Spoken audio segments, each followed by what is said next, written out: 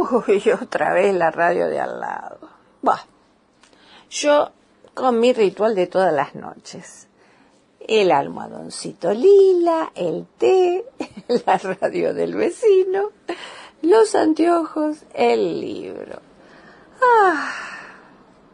Esa radio, qué manía tienen de subir el volumen.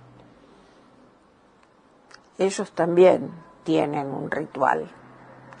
Todas las noches lo mismo. Al principio, cuando recién se mudaron, ella cantaba, una voz clara, entonada.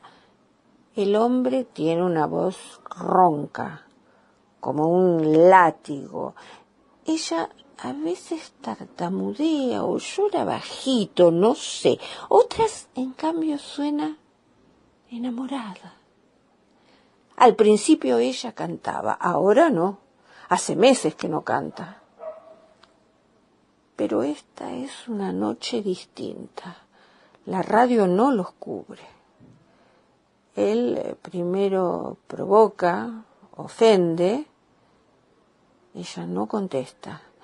Puedo imaginarla, agazapada, aterrada, tapándose la cara, buscando dónde refugiarse. Él grita, insulta, explotan vidrios, más gritos. Ella niega, pide perdón, suplica.